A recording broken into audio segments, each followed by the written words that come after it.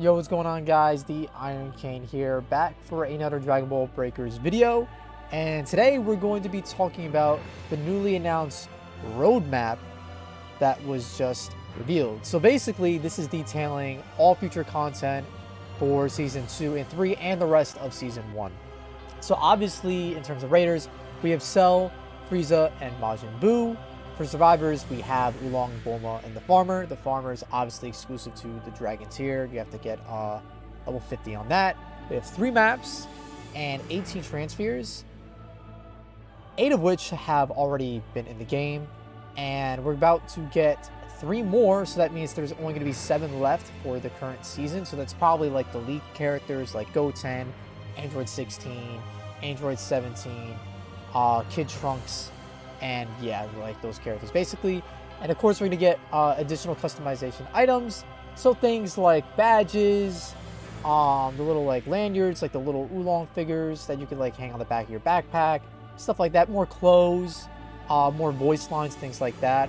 Also, they added another bar at the bottom that says other additional contents will be implemented. So who knows what this could be? This could be new game modes. This could literally be anything. This could literally be anything, but we're not going to see any of that till Season 2 and beyond.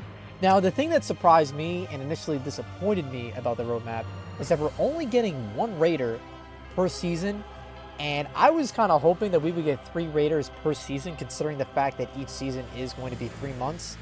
But if you really look at like other asymmetrical games like Dead by Daylight releases a new killer. I'm pretty sure it's like once every 3 to 6 months, so it is kind of the same like time frame.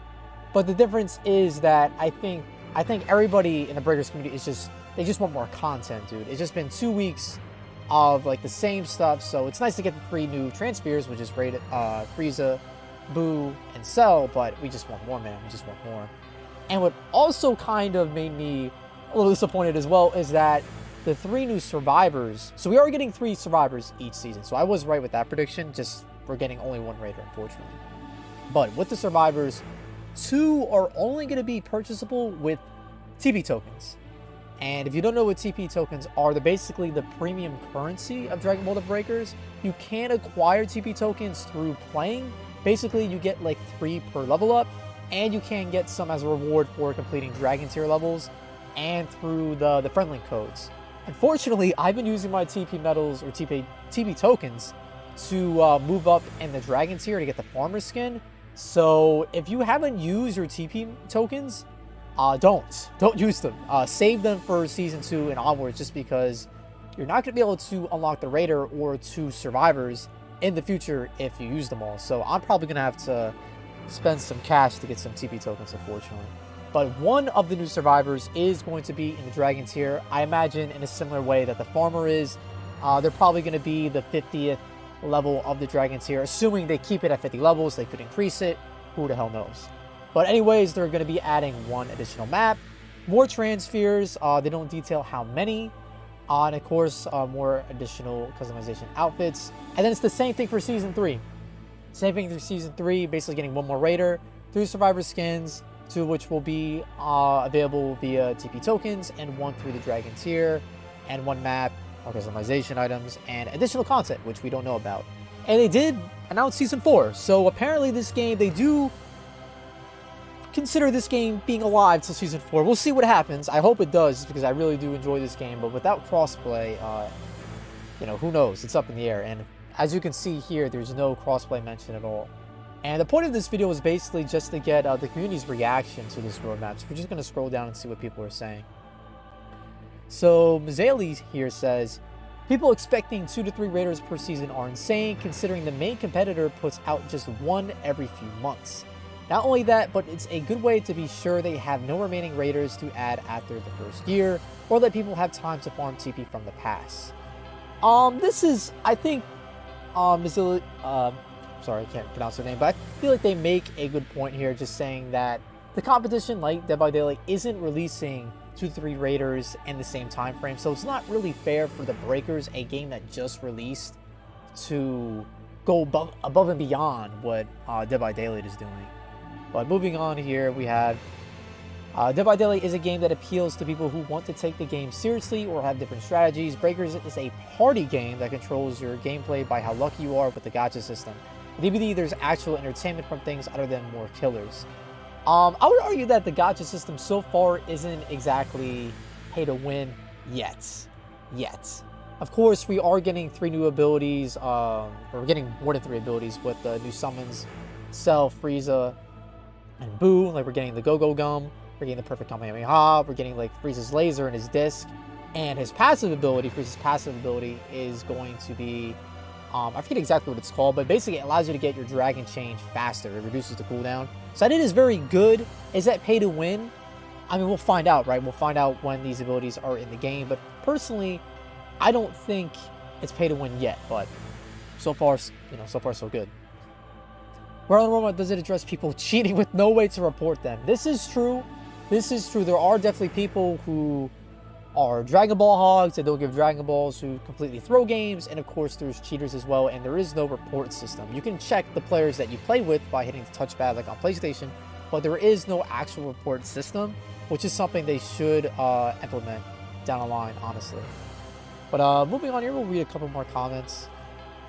I don't know how I feel about the Raiders being locked behind a paywall. There's already not much content in the game. You should at least make them attainable by Zenny as well, like 150. It's like I give people wins, dude. I give people wins. This motherfucker sucks.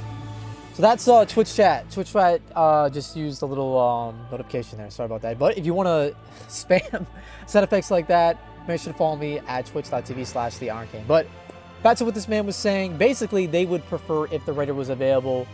With Zenny being 150 to 200,000, I think that's reasonable. I do think that's reasonable, just because TP tokens, you only get like 3 per level up. So I understand what this guy is saying. And if all seasons are going to be 3 months long, we are going to be like fiending for content. We're going to be fiending for content. Now, moving along here, let's see what else. There is 0 entertainment from anything other than the same stuff each game. Also still wondering when the first balance patch is coming.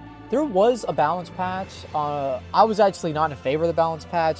It was going over survivors mainly, buffing the Raiders and just nerfing the survivors to hell. So there were some balance patches, and I think there was something for Boo as well, if I'm correct. Got another one here. People complaining about new skins costing TP as if you don't get a fairly sufficient amount of TP for every level and occasionally from the battle pass. I don't think I would consider 3 TP tokens from each level up as a significant amount. What you get from the battle pass isn't bad, but from level ups, it's kind of laughable, dude. It's kind of laughable.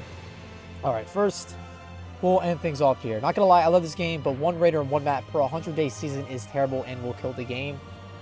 I'll be honest with you guys, I'm not exactly excited for this either, but you gotta kind of, like, if Dead by Daylight isn't busting out killers at that rate, you can't really expect the Raiders to do this thing either. Exactly, like this guy just said, Chief DBD takes 3+ months for each chapter, and 99% of the time it's only 1 killer and 1 survivor with a new map. Sometimes it's only 1 killer and that's it, like Ghostface. So yeah, guys, with Dead by Daylight, which is like, you know, they have the grass on the asymmetrical genre. So it's just like, if they're not doing it, you can't really expect the Breakers to do it. But yeah, guys, I just want to kind of look at the community's reaction to the roadmap. Some people were more forgiving with it. Some people were disappointed. I kind of fall in between. Like, for one, I wish they announced crossplay. We don't see crossplay. And 2, I was kind of hoping that there'd be at least more than 1 Raider per season. I am glad we're getting 3 survivors, but 1 map is also kind of weak in my opinion, just because I only really like 2 of the maps. I like Green Coast, the one that's like featured on Namek. I don't really care for. It's like the blue map. I forget exactly what it's called. But the most recent map I do enjoy, but the second map I wasn't a big fan of. So the fact that they're only adding 1 map per season, I'm a little disappointed with. But who knows? Who knows, man? Maybe as the game progresses, they'll be able to add more content as it does well, assuming it does well. And hopefully they add crossplay. But yeah, guys, let me know in the comments if you guys are happy with the roadmap. Are you disappointed? And if you like the video, make sure to leave it a like. And make sure to subscribe to the channel for more content and update like this. And you guys, I will catch you in the next one. Peace.